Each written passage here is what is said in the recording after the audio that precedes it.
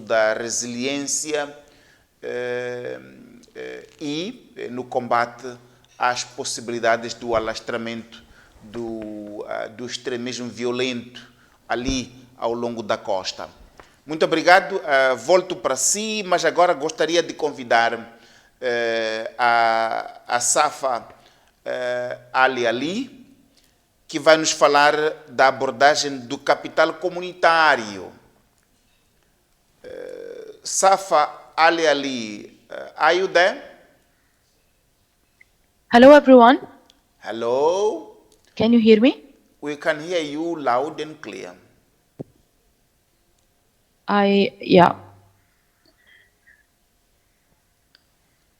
Loud and clear. Okay, so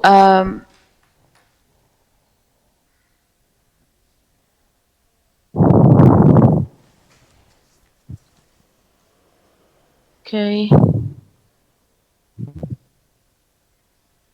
Yeah. Hello, everyone. I am Safa Al Ali from CAS Beirut office, and I'm so happy to be present with you.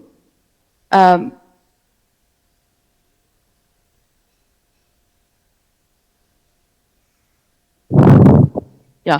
So I hope that you can hear me well first. Here in Beirut, I would like to share with you like our experience in working on the context reading and how we develop like how we apply the community capital framework in the sustainability development project and proposals. So usually, or what we are all of us working in all areas or locations, we are working in a context of there is a presence of war. However, like even if right now we don't have like active war, let's say, in all areas or all locations, yet the presence of war and the presence of the effects of conflict, they are still on hold, or maybe sometimes they are calmed down in some locations. And they can explode and grow up again and accelerate in any moment or any location. In our work in Lebanon or in Syria, here you can see like the map of Syria that we are working on this context right now. And from a few years ago till now, the distribution of the political powers or the military powers in the area were divided this way, where the control of the forces are taking on different locations, and you can see the powers, they are distributed differently in some locations. And right now we have like a stable, we can see like a stable vision of the situation in the area, or by reading the context in this area. However, as I said before, the like let's say the sleeping cells of war merchants, for instance, or the patronage, or the lack of the resources that can maybe cause a problem of economic situations that can grow up bigger, they are still present and they can activate at any moment.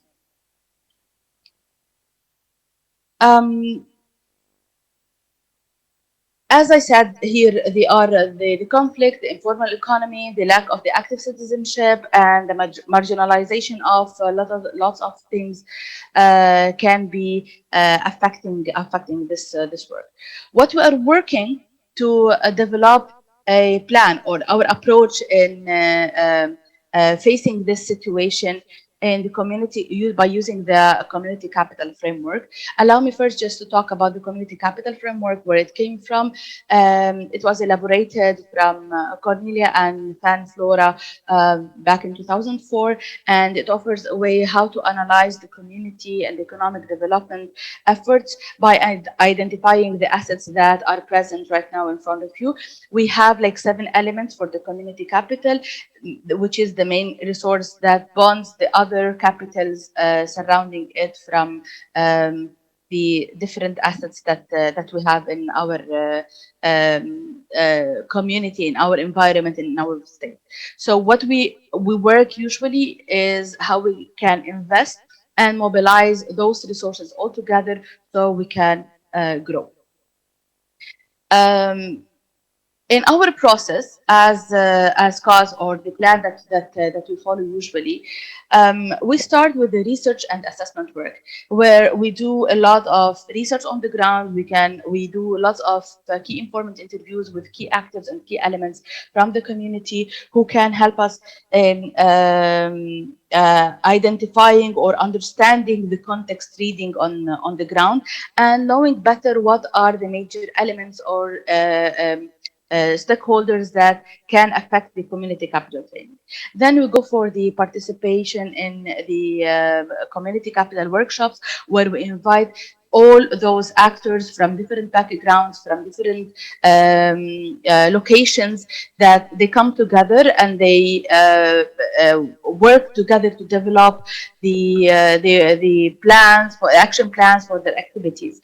And the community-based participatory approach, or the community capital workshop that we have, is based on engaging and mobilizing the community by applying the bottom-up approach, where we allow those people who are participating with us to interact and share their knowledge and share their experiences from their small context in their locations.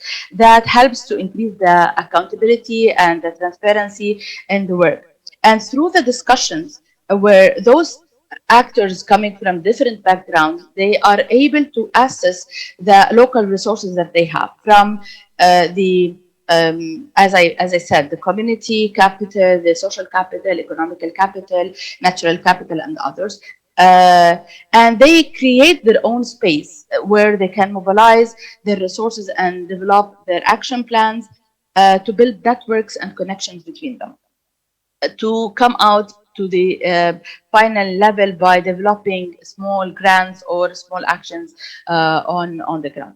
In this process, I'm giving an example here how we work on it. This line that you can see, it is the context analysis reading that keeps it changing, whether it's positive or negative, based on the progress or the conflict state that might affect it any time.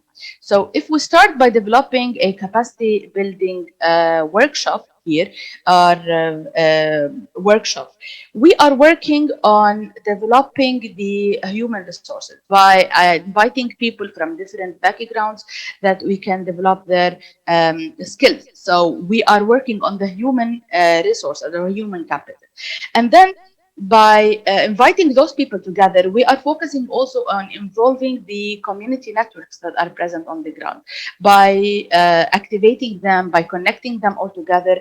And this also hits the social capital that we engage in the process. Again, by inviting like the people that they are coming from the business entrepreneurships, or the business sector, economic sector, we are activating the economic capital, and going on also by protecting or taking into consideration the traditions, the culture of the people that they are there. We are also activating the cultural capital, and this, by the end, we can reach the spiral that we are able in one creation or in one work in this process, during this process, to activate all the capitals together to enhance the presence of the community capital on the ground in a better way.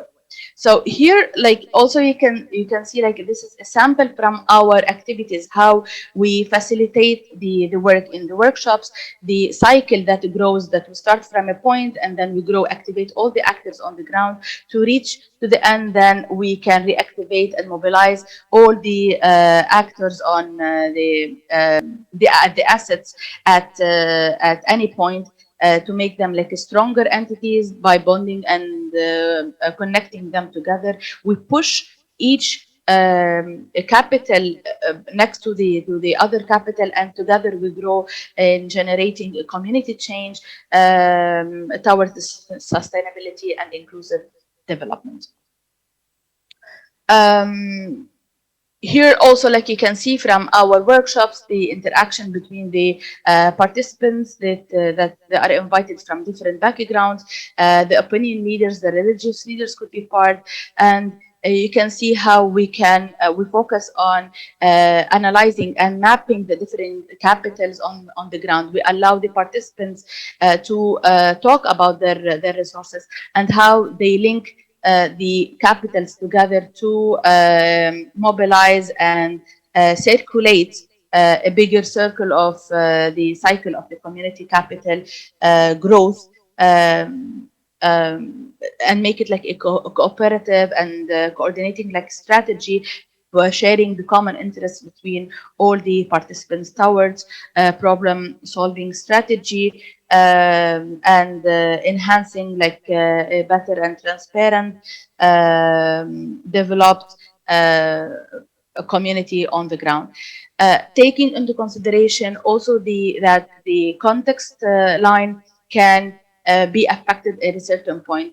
Giving like an example, at a certain point, if we work on a certain sector, let's say working on education and certain things that might happen on the ground, we can invest and enhance the presence of the social capital by the community networks on the ground to reactivate or to support in a certain way to grow again and together.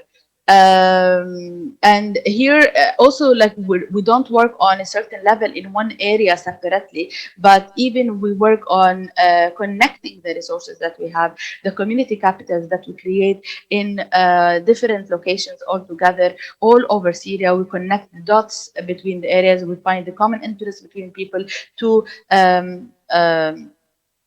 make a channel, build a channel of exchanging and sharing knowledge. I don't know if I can share with you like also one of the examples that we have, how we support the communities on the ground. We don't support them by like solving the problem directly, as like they need fund to work on something. However, we work with the community to find the solution together and how they can activate, as I said, the community participation. In one of the small actions that we had in one of the locations, named, giving an example, named Abak in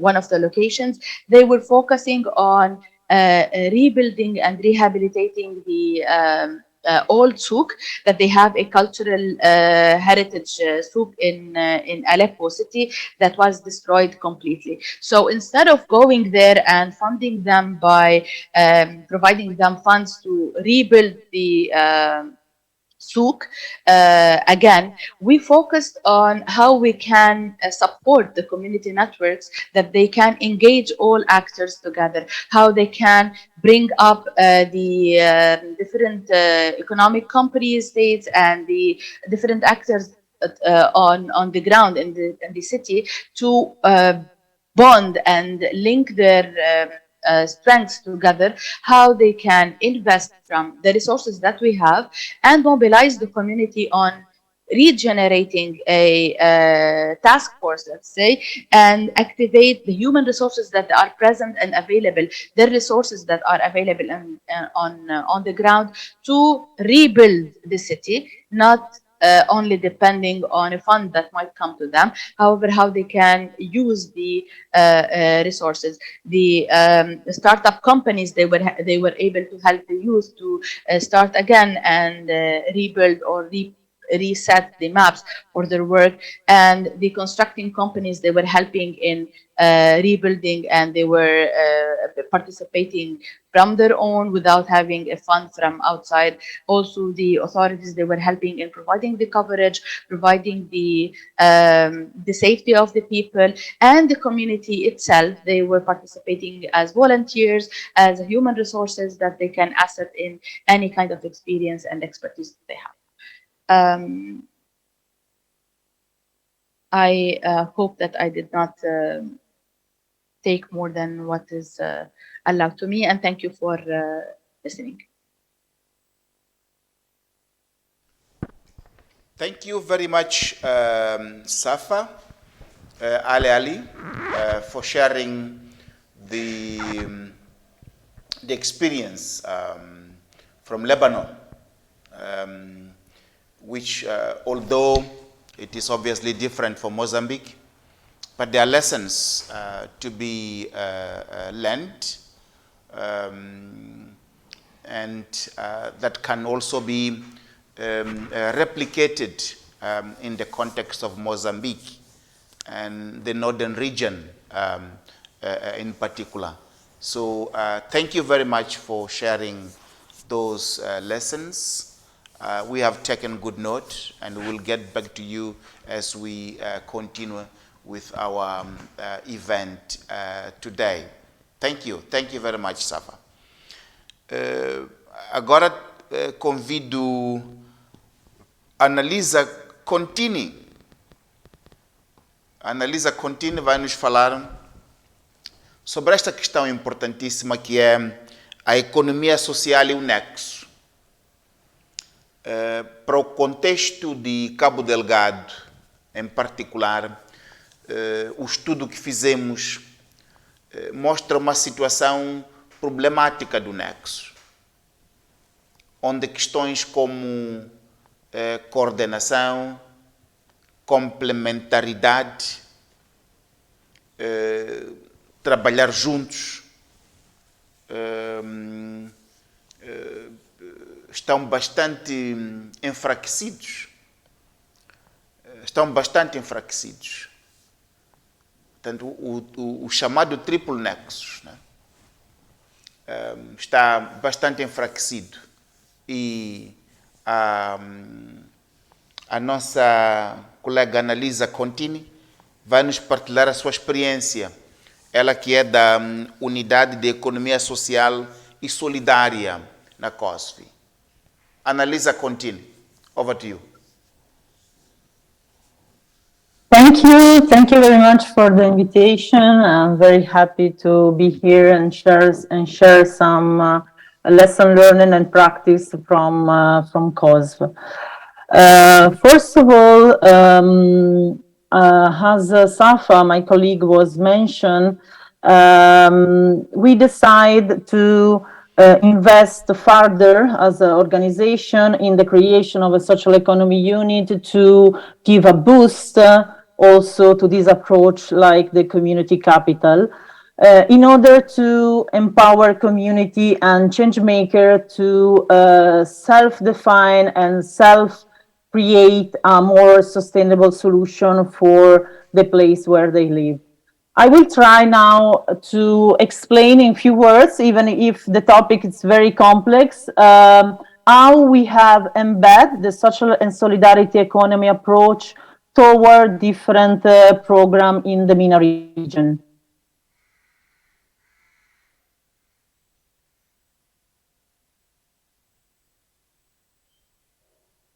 Can you see my screen? Yes, we can see the screen. Okay.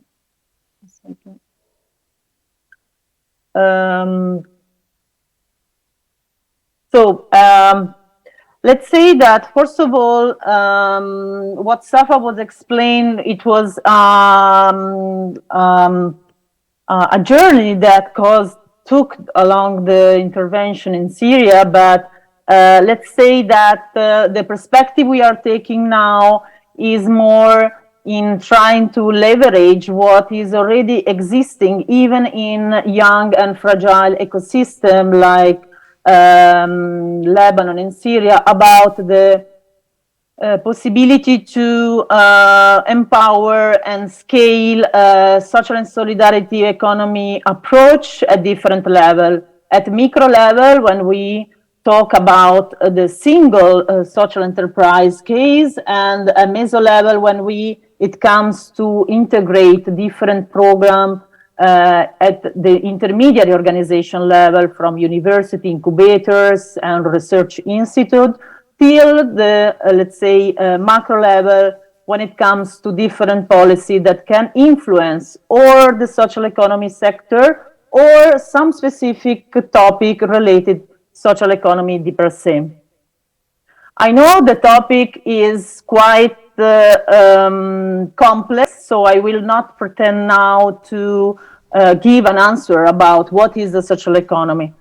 What we would like to share with you today is the tentative to provoke you also in finding social economy attitude and behavior also in the country where you are. And how we reach this level to be able to map and organize practice, even if the country doesn't have per se a law or doesn't have neither ecosystem that is trying to support the advancement of social economy. First of all, let's say that the first step that we understood was essential is that social economy is not one bulk of organization, but social economy is working around the world because there are different forms of social economy organization that reflect different culture. So we have different words, social and solidarity economy, which is now the most common definition since ILO and UN last year officially recognize globally the importance of this type of enterprise. We have then more organization talking about social entrepreneurship than rather such as business. And there is also the entrepreneurial no-profit, which usually is not company per se, but for example, is an NGO with a strong entrepreneurial activity. What is important now for us is to recognize that beyond the different name, there is a different way of doing, and there are different background, there are different people, and all this diversity is enriching the ecosystem, the percent, and also the sustainability of the intervention. Even if it's quite complex what probably you have in front of us, let's say that the scientific basis or what of our strategy is mainly rely on this first international comparative study that has been conducted in 60 countries around the world, trying to give a snapshot about what is the emerging trend of the social economy. So let's say that starting from this study that I briefly explained, that say that no matter where the ecosystem is advanced, no matter where is the geographical barrier and the cultural barriers, we can observe that there are at least three types of interests that are moving in our society. Those people that are more on the mutual interest, people more on the capital interest, and people more on the general interest in the state. Social economy emerge when there is a moving from this interest toward, let's say, a more hybrid resources. Hybrid resources in terms of non-market resources and market resources. So, for example, when a state or when a general interest association like NGO decide to be more sustainable or to adopt some market strategy rather than only, let's say, non-market resources. And when it comes from cooperative that try to serve a different aim from the personal interest, we have a social cooperative emerging. And when we are moving from the capital interest toward the general interest state, we have a social business. Now, I will not enter too much, of course, in this topic, but just to give you an example that we can observe, and we have observed, for example, the Lebanon ecosystem developing a specific assessment tool based on this study. And we were observing that, for example, the cooperative movement, which usually under the study, the main published study, is not really considered as a prominent sector, but then in the reality, people and practice are moving quite stronger toward that model. On the other hand, the ecosystem was very, very concentrated on the social business model rather than the other one. That's why we have developed a full program named the Sea Change to leverage other model rather than social business in Lebanon. The situation is completely different, for example, in the Balkan region that is less concentrated on social business. But beyond this definition, I would like to share with you a video just to explain you a bit more what can be in the reality a social enterprise. I want to show you the story of Buzurna Juzurna, that in Arabic is our seed. It was the first social enterprise that CAUSE started to support in 2012 under a program that was specifically designed from the EU to try to support hosting community and refugees from Syria. And I think the video will say more than any other definition that I can share with you now. Just 1 second. Okay.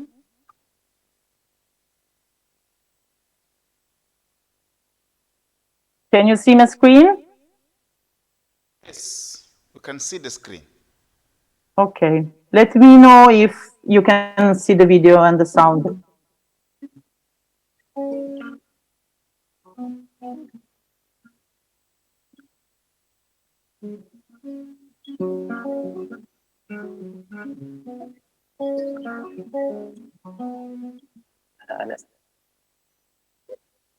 Sorry?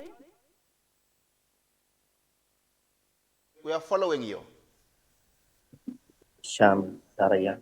فبقى صارت المشاكل بسوريا الحرب، جيت هون على لبنان واشتغلت هون بهالمزرعة. احنا هون هدفنا من هالمزرعة هون نحن نتعلم بدرجة أولى ونعلم غيرنا ننشر الثقافة هاي بالزراعة المستدامة. أول شغلة نحافظ على البذور القديمة اللي ندس. Sorry, just 1 second. Okay.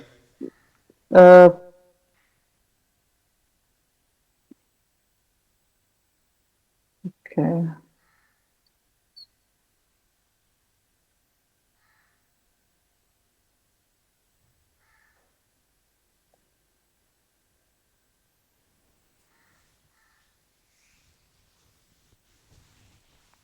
من زمان ما عدنا لقينا لها وجود وصرنا نتعلم كيف نحافظ على البيئة وعلى المحيط اللي حوالينا هون.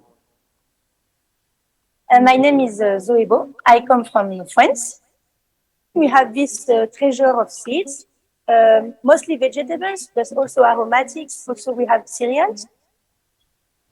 Next to us, there is a lot of refugee camp. Exactly, this farm is in the middle of a Lebanese village, and with all the people around also coming to see how we cultivate, because they are really astonished that we don't use chemicals. And then they come and they say, oh, you have these old varieties of tomatoes, eggplants.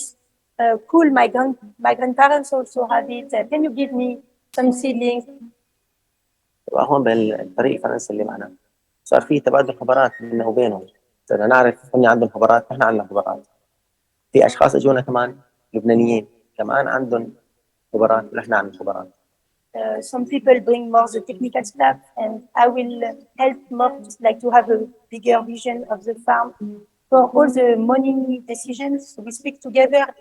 We try to welcome also other producers in the project. So we have a group of farming partners. We exchange on a lot of things, like we fix the prices together. We help ourselves to sell.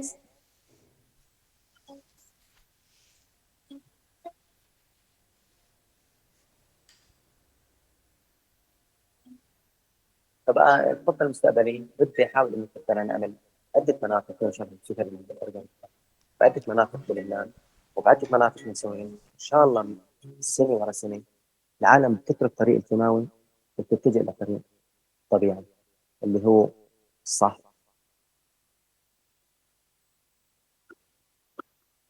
Okay, so I hope you had a chance to see the video, and I want to explain a bit more how this case, Bozurna Juzurna, is put in practice the Nexus approach.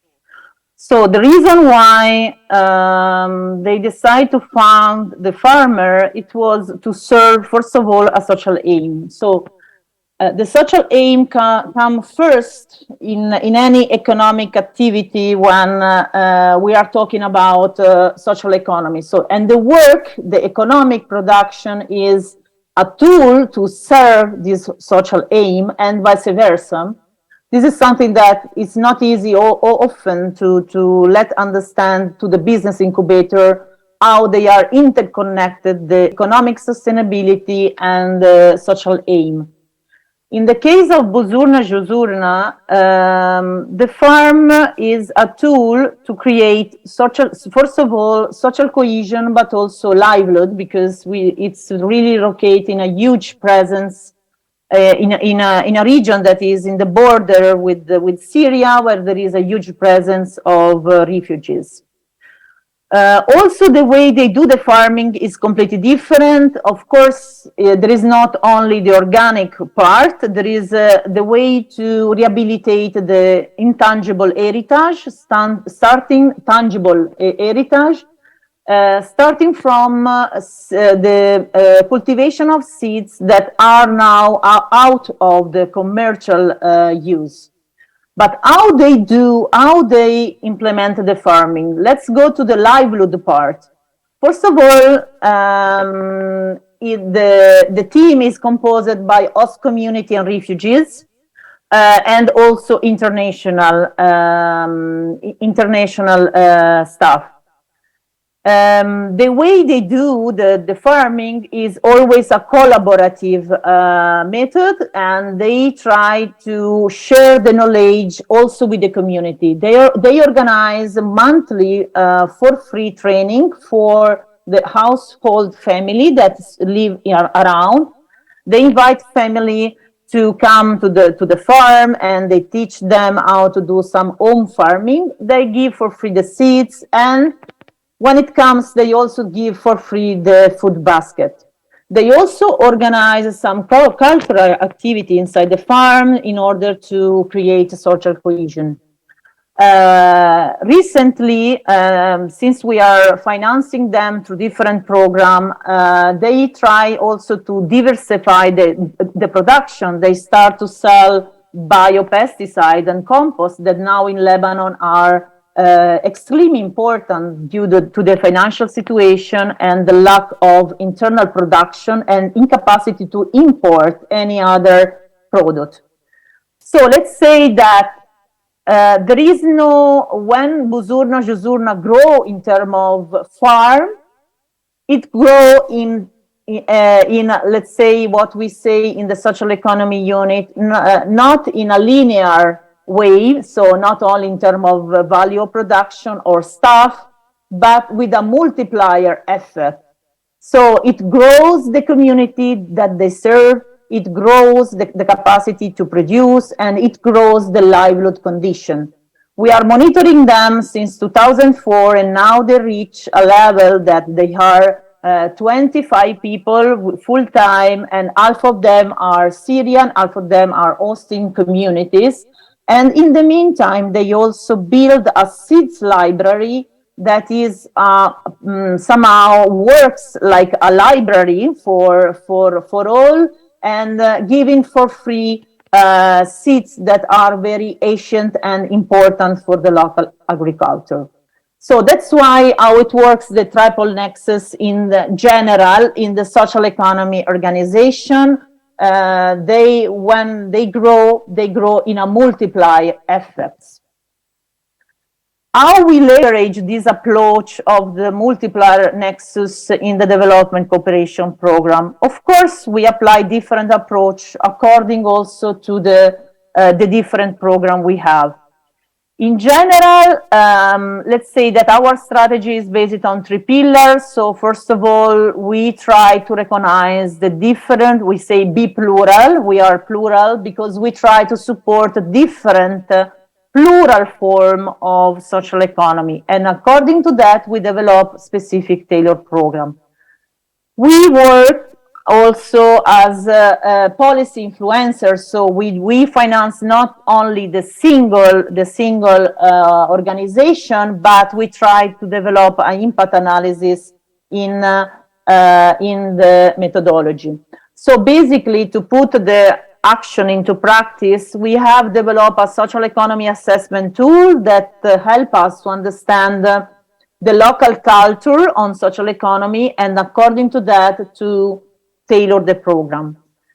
We have developed incubation programs that are sometimes top-down, sometimes bottom-up, according to the preparation level, readiness preparation level of the country, and we have developed an impact for policy methodology to analyze specific implication that single case of social economy organization can have in different policy.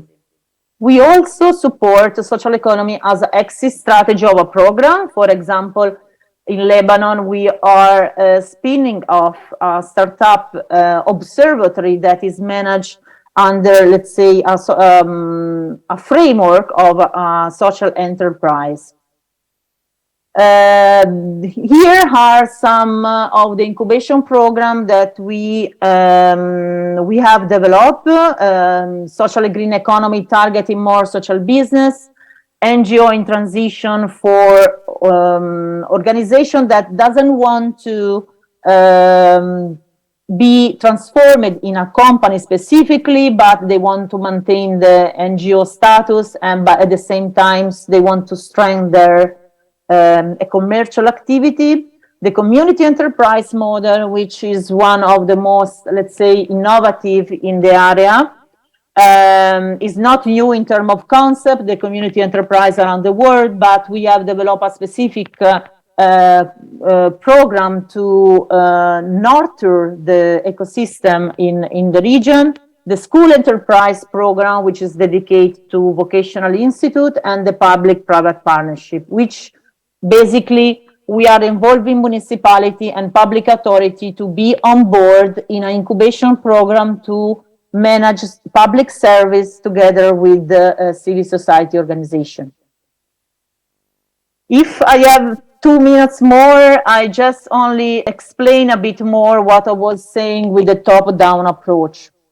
If we go back to the, let's say, triangle, and there was this movement from the state that decide, for example, to adopt a specific social enterprise model because maybe is essential for some specific context. This is what we are piloting. The piloting is still ongoing in Lebanon. We have engaged the Ministry of Education to pilot this model of enterprise with the Public Vocational Institute. Basically, the model works in this way. The vocational sector in general, public institutions are very weak in Lebanon, and most of them have facilities that are unused inside the school. With the partnership of a company between the school and the company will lead the creation of a production unit inside one facility of the school. We are at point 1. Through the technical assistance, they improve the curriculum innovation when the facility is ready to start the production. Students are involved to produce inside the school products that are sold outside, and the company will take the lead on the market distribution strategy. With an agreement and a legal framework that doesn't exist in Lebanon, and we are studying with the ministry, we are creating a new legal entity between the school and the company to manage the action. Here are some pictures from the company that is one of the 3 companies that is involved in the process, and here is the school and the facility that we are upgrading. Another, let's say, top-down model that we try to promote at Lebanon level, so which means is a model that is embryonical stage in the practice, but is not yet formalized. That's why we decide to launch a community incubation, enterprise incubation program. And actually what we are discovering since 3 years, we are working on that this model really likes and is really suitable for youth-led organization. A community enterprise has a strong community owned and is community controlled and has a financial sustainability, and has this specific characteristic, usually is emerging from around an unused asset, for example, buildings or land that are not used, and create and regenerate completely the environment, community around this unused asset. Here are 2 stories of community enterprise under our incubation program. One is the Caesar project, is basically agro-tourism in the Shuf region of Lebanon. Caesar, which was one of the young, has this land from his father, and the land was not used at all without any plan for it, even because it was not easy. The location of the land was not really, let's say, welcoming the traditional farming. And together with the youth from the village, they start to rehabilitate using voluntary and own resources this land to create a gathering meeting first, then slowly along the years is now an ecotourism offer. There is a facility where there is a restaurant and there is a facility to sleep. The farm is strongly engaged also in education and social cohesion and hosts different type of organizations, school, and so on. But what is very interesting is that it's completely a youth-led initiative and is extremely successful till now. Another case that we have in our incubation program is a startup, even if they already reached the break-even point. They are located, is the countriness, they are located in a rural area, and basically using the diaspora funds, they start to code, they found a solution to help their own rural community to struggle with the financial crisis, the multiple financial crises in Lebanon. And they create a community shop where basically they try to reduce the waste of plastic and also the cost of the packaging by buying selected local product for the different type of scope, like cleaning and food. But what is interesting about this young, and again is a young-led social enterprise, that even if they are not aware at all of the cooperative movement, they are studying a legal form with around 200 shareholders, because they want the community to be involved also in the governance of the shop. Analisa continue. Peço para fazer o sharing, os slides não estão a passar. Please share the slides. We are not, we can't see the slides.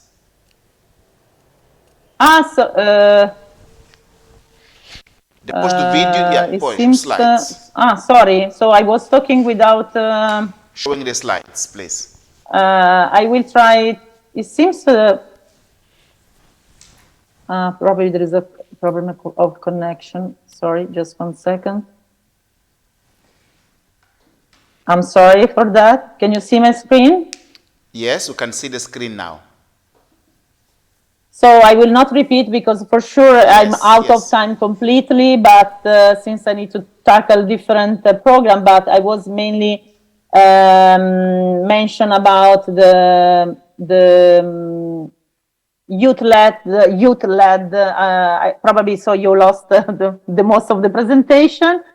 Again, I was talking about Caesar Project and the Continents that are two young-led community enterprise. And I was also talking about the school enterprise model that has been, let's say, simplified in this scratch.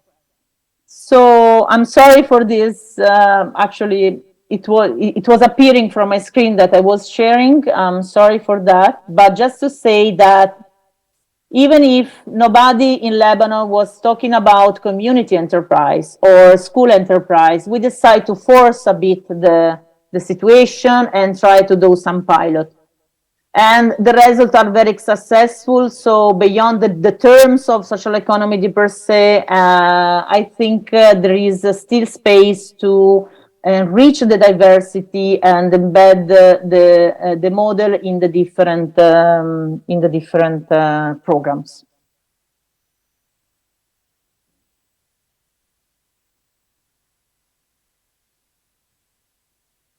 It's everything from my side.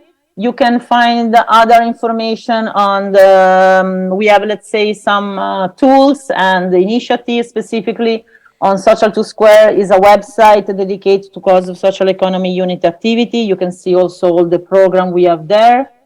In order to support the different, let's say, impact economy program we have also created a benefit corporation. And Markup is a startup, is a social business startup. We are spinning off from a project on a labor market observatory in Lebanon. So just to, and probably we are scaling in a different country. So that's it from my side, and thank you for the opportunity. Obrigado, Analisa Contini. Antes de eu falar um pouco da questão do triplo nexus em Cabo Delgado, que foi um estudo que nós fizemos, já partilhamos-lo e tem fases seguintes, em função das constatações que tivemos, queria fazer uma pergunta, a mesma pergunta para os três. Para a Analisa Contini, Luigi Cavalito, para a Safa, para o Roberto Novelli, na verdade. Minha questão é, essas lições tão importantes, implementadas nesta região, onde a COSV tem uma presença muito forte e uma contribuição muito forte para a resiliência comunitária, numa perspectiva de projetos de economia social. Como é que vem esta questão a ser replicada no contexto de Cabo Delgado e no norte de Moçambique no geral?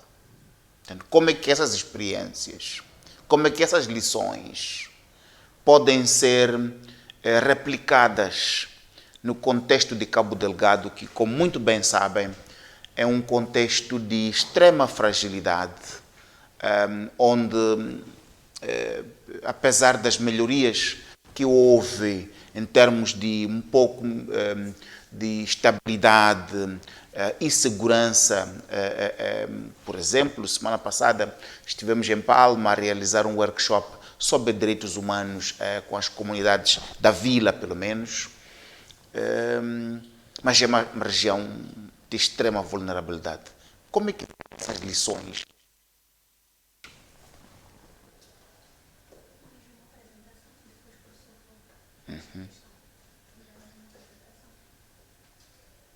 Ok.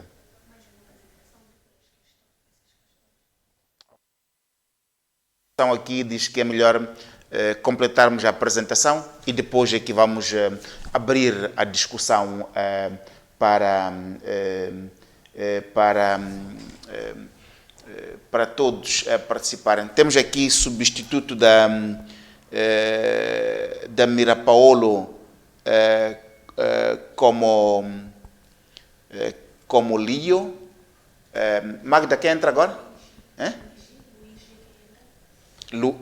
Agora entra Luigi Cavalito, que vai nos partilhar a experiência do Líbano. Luigi Cavalito do Líbano. How is Líbano? Luigi, tell us. Boa tarde, Luís.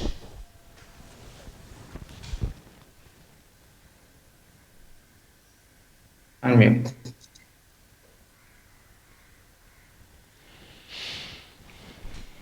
Boa tarde, can you hear me now?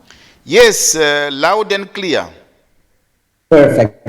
So, first of all, thank you very much, and I try to answer one of our question about how we can export them. So I will be brief on mention, not talking only about Lebanon, but talking about the world that we all live in.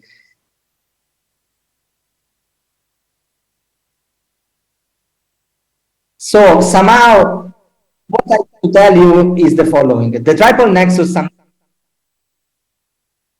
is considered a very difficult topic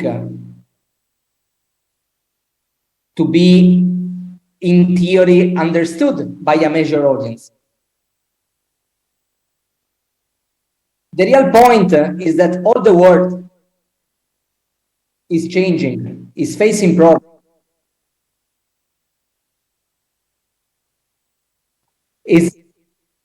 Yes, I can hear you. Okay. So, as you think, the world is changing, the problems from social cohesion and resilience more than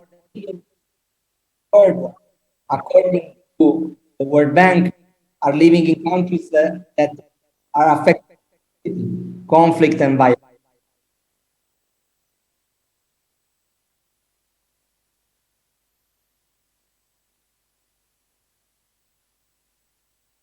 I am in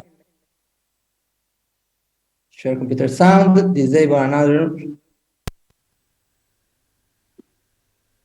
original audio. Please start now. Okay. So if you don't have the double translation right now, I'm just saying that somehow we're living in a world that is quite complicated. The majority of the people think that we can solve it with business as usual, so making profit. Some other people think that we need to oppose profit. We need to oppose a world that is growing, but it's not so easy. And the solution right now, it's not there. There are not so many solutions. And despite we have a common agenda, for example, the Sustainable Development Goals and the Agenda 2030, and at the theoretical level, we also have some dynamics and new economic framework. This one, for example, that has a shape of a donut, represents the safe spot and the sweet spot for humanity to live. So we have social foundation. If the people become poor or are starving, most probably more violence, less social cohesion, more problems are going to appear. And on the other side, if we are not considering the climate change and we are not considering the problem of biodiversity, of the chemical pollution, or everything that is related to environment, the world is not a good place to live. So we need to create a safe space for humanity. There are plenty of different models, and as COSV, we are trying to experiment some that we think that might be part of the solution.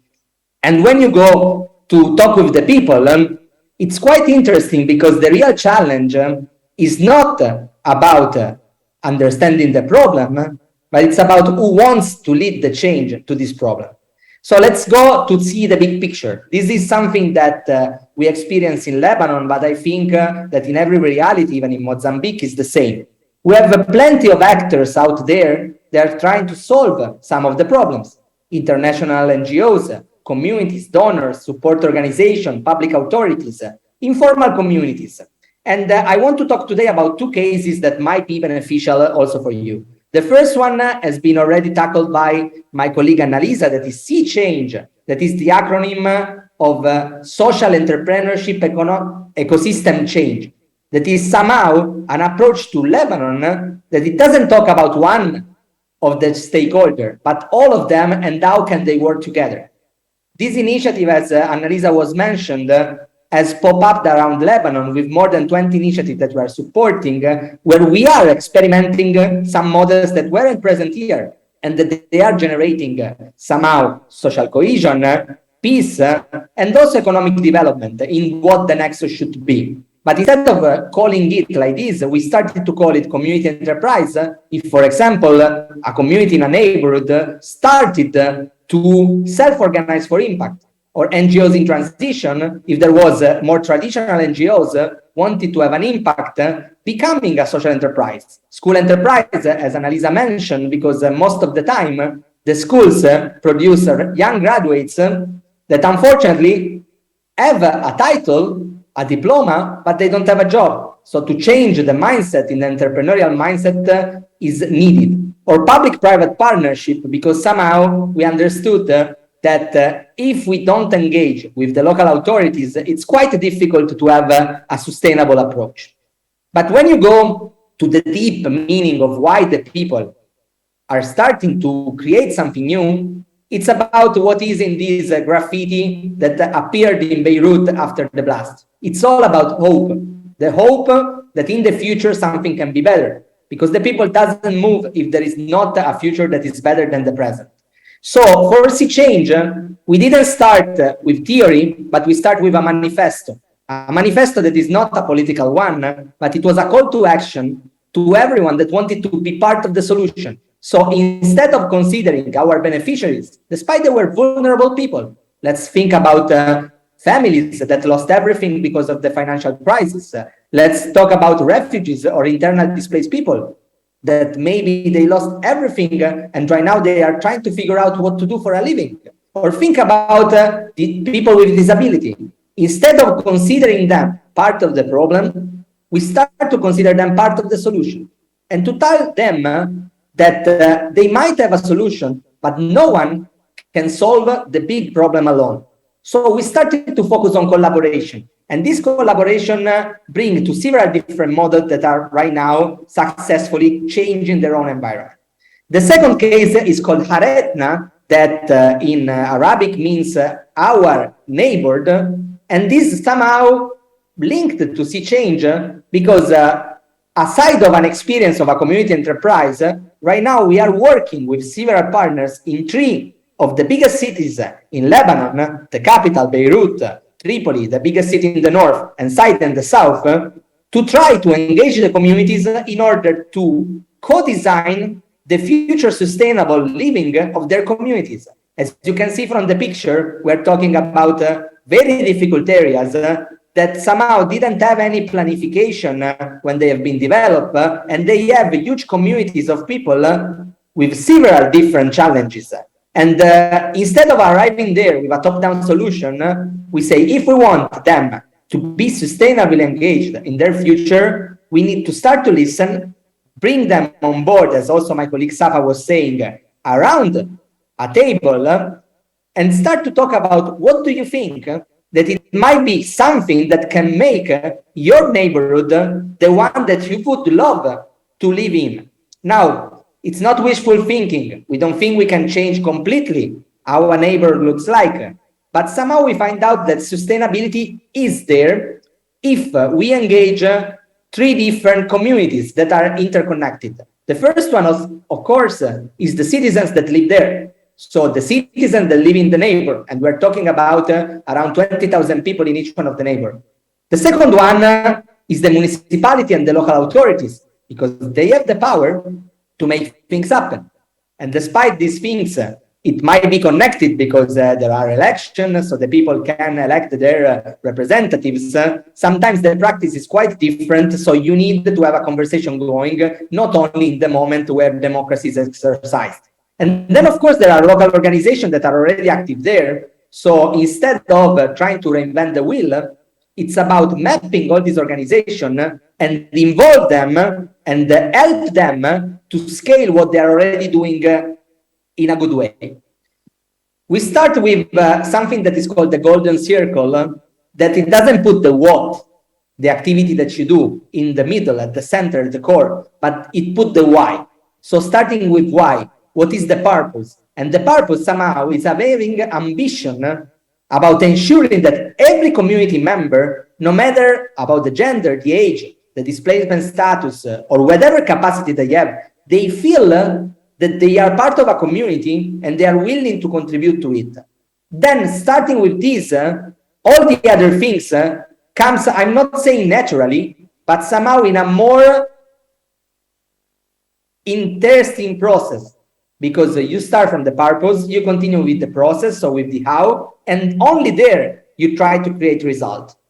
This thing, of course, it doesn't stand up if there is not a process of a continuous participatory approach, where you start to organize the people, mobilizing them, assessing the needs, prioritizing what is important, planning for action, acting together, monitoring what is happening, and then constantly changing what is there. And even this cycle, we call it horizon, in order to put together something that we think that it needs to be considered.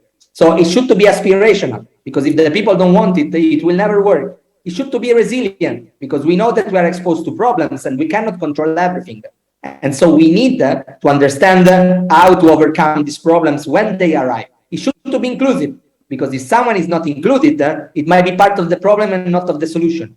It should to be sustainable, and then it should to empower for real the neighborhood community. So aside of going into details of technical stuff, I want to finish with this. This has been a philosopher from the past that say that the secret of change is to focus all of your energy, not on fighting the old, but on building the new. We don't have a lot of time to make change happen, and so we need to invest it in the best way. Thank you very much, obrigado, and happy to contribute to the conversation right now. Obrigado, Luigi Cavalito, que nos partilha a experiência de Líbano, as várias iniciativas que implementam. Agora que é a minha pergunta. Para o contexto de Cabo Delgado e do norte de Moçambique, estas lições grounded no trabalho do terreno, a partir desta região onde a COSV tem grande experiência, como é que podemos replicar? Como é que podemos produzir impacto similar na região norte e Cabo Delgado em particular, buscando estas lições? Over to you. Quem começa? Roberto, Luigi, Analisa, Safa, quem começa?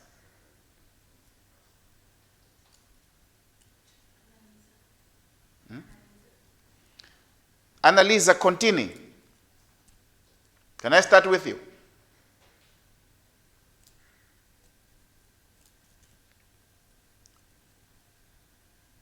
Yes. I was waiting, yes, for the. So probably in each country, I think the first step, as my colleague was saying, we need to understand better the community capital from one side, but also the social economy assessment. When we say this is probably the first step to understand better the how to adopt maybe some practice, but again with a participatory approach. And probably the second step after the social economy assessment in terms of capacity and culture again is a combination of programs that are a bit bottom-up or top-down according to the model and the result of the assessment. When I say bottom-up, again, starting from bottom-up initiatives, so trying to understand which are the most prominent social economy model that can be leveraged. And when I say top-down, I mean in terms of try to make a step forward and try to pilot model that maybe are not existing directly, but the social economy assessments say that probably there is potential for this to be scale and sustainable. Okay. Understood. Let us hear more. Roberto, Luigi.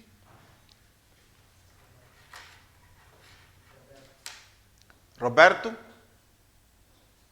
Sim, muito obrigado, professor, muito obrigado. Eu seguramente penso que temos que ver quais são os pontos de contato dentro de todas as apresentações e a realidade do norte de Moçambique. Se nós olhamos naquela que é a situação e seguramente o número a numerosidade da população juvenil, que é aquela que nesse momento foi mais afeita do conflito, aquela que também a parte que mais pode entrar dentro, que são aqueles que são os canais que alimentam o conflito e a tensão social nessa região norte.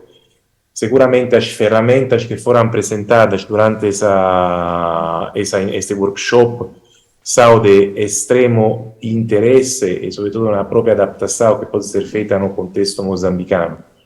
Olhando sobre o como, logicamente eu concordo com a análise, deve ser feito um estudo que logo deve conduzir a uma implementação dentro daquelas que podem ser a realidade, mas penso que existem já muitos elementos que podem concorrer dentro da implementação de boas práticas, de adaptação de boas práticas a nível internacional, utilizando aquelas que são as abordagens desenvolvidas com o Triple Nexus nessas áreas.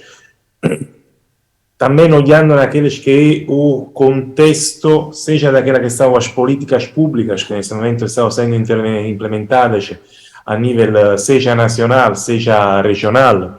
Se vemos a grande atividade que agora é feita em vários programas, também financiado dos programas da União Europeia, em mente programas como Mais Emprego, e assim como a atividade que está sendo feita pelo SEIGE, tanto quanto pelo INEP, em dar capacitação e possibilidade de autoemprego aos jovens dessas províncias. E, de outro lado, vemos aquela que é a grande presença de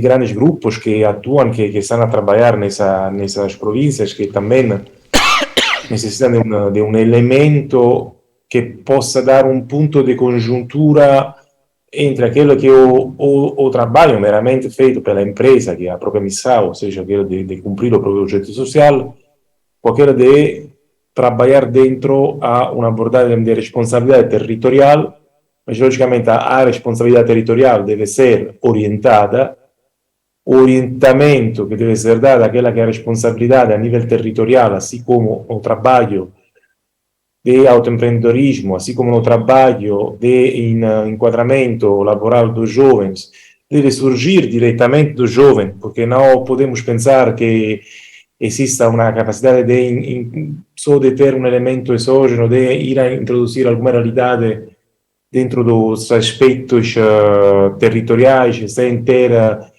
em consideração aquela que são a vocação, o contexto e o tecido social empresarial que existe e deve ser apoiado o desenvolvimento a nível seja daquela que são as áreas mais urbanas, seja aquela que são as áreas mais rurais.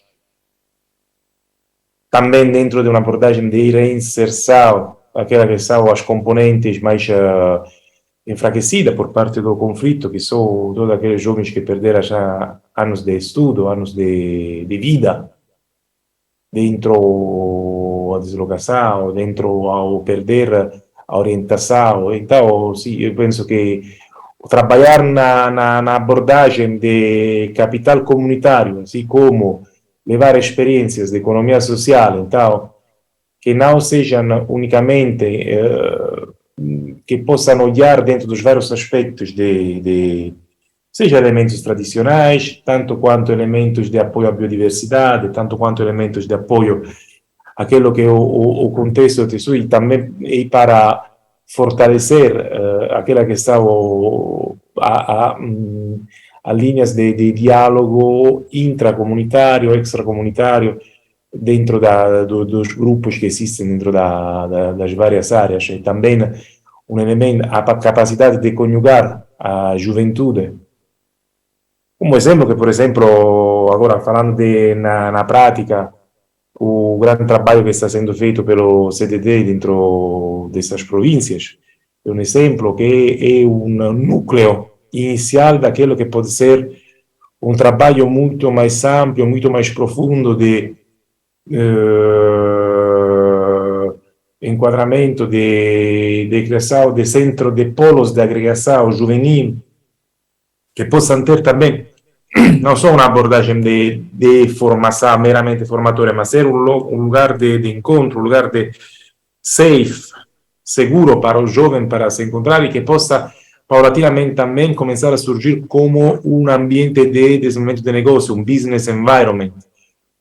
Todos dizem, quando se fala de business, é necessário estar dentro de um business environment, mas então, logicamente, como se cria um business environment? Se cria por meio de agregação, por meio de introdução de temas, por meio de um trabalho diário constante de trabalho com jovens. Então, nessa abordagem, nós não queremos só, a visão não é só de criar um business environment, mas um social business environment. Então, a realidade como o Utah são os lugares perfeitos para dar esse elemento de agregação e de possibilidade de desenvolvimento dessas que são, logicamente, linhas teóricas podem ser desenvolvidas e contextualizadas, mas afinal aquilo que mais conta é dar a possibilidade de imersão de aqueles que são os componentes que foram mais penalizados nesses últimos anos e com a explosão a que nós assistimos nos últimos 6-7 anos aqui em Moçambique, em particular na região norte. Eu penso que isso como essa é a minha reflexão sobre aquilo que eu vi e aquilo que penso que é um pouco a minha análise um pouco do contexto sobre as províncias, o tipo de trabalho que poderia ser feito, conjugando aqueles que ouvimos nesse momento, professor. Muito obrigado. Muito obrigado, Roberto Novelli. Não sei se o Luigi Cavalito quer refletir um pouco sobre esta questão também, que já foi abordada pela Analisa e pelo Roberto. Luigi? Yeah, thanks for the question. And I think that my colleague Roberto has a major understanding of the situation on the ground, but somehow I do believe that the solution, it might start with the people and what they think it's a good and brighter future for them. So as Annalisa, my colleague, was mentioned, it's about not only mapping the problems, but also mapping the potential of the area. So we know, because we are working as COSV in several different challenges, places, that somehow when we read the official statistics and data, we are scared about the impossibility to do something. While in reality, when you go and you start to engage people, there is always a glimpse of hope that you can build upon. So it's about starting small, piloting faster, and then get at scale to solve the problems of more people, and not trying to think that you can solve all the problem in 1 day, 1 week, 1 month. And somehow it's also more related to humanity and our way of living. If we want a sustainable change, we need to give us the time to change. Otherwise, it's just a solution on the surface that will never allow us to continue with it in a sustainable way. So let's start with mapping the potential and not only the problem. Thank you very much, Luigi. Start small, pilot, consolidate, and then see the scalability of those initiatives, but also starting small. Will not fix the problems in one day. It's building blocks. And then the whole idea was to draw on your expertise, on your lessons from that region, the Lebanon and Syria, where you have a solid presence at the community level, and this concept of community capital and resources anchored in the youth potential, but not only in terms of and linking it with what we are doing in Montepuez, in Chiure, in Cabo Delgado, in Angoche, Moma, Nampula, Shimbonila, Kwamba, in Niassa.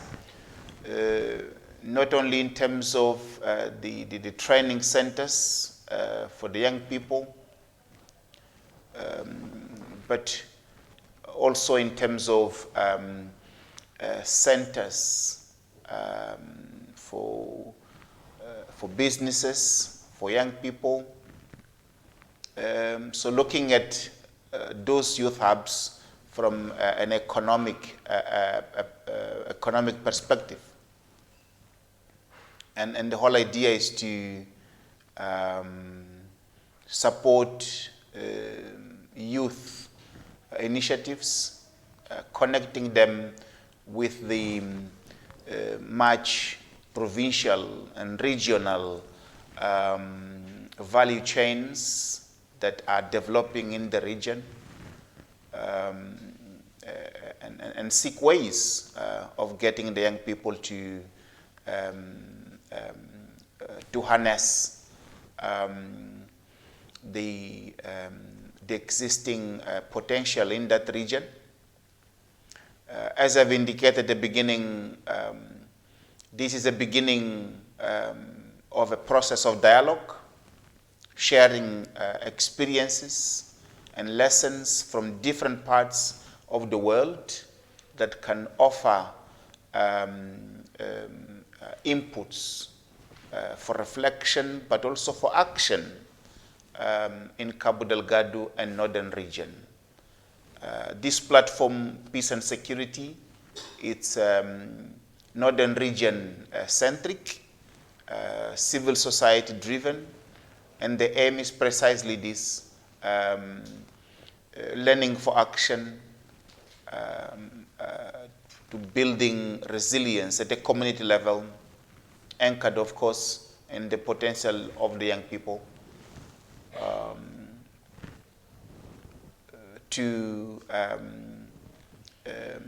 for them to contribute into building the community resilience, to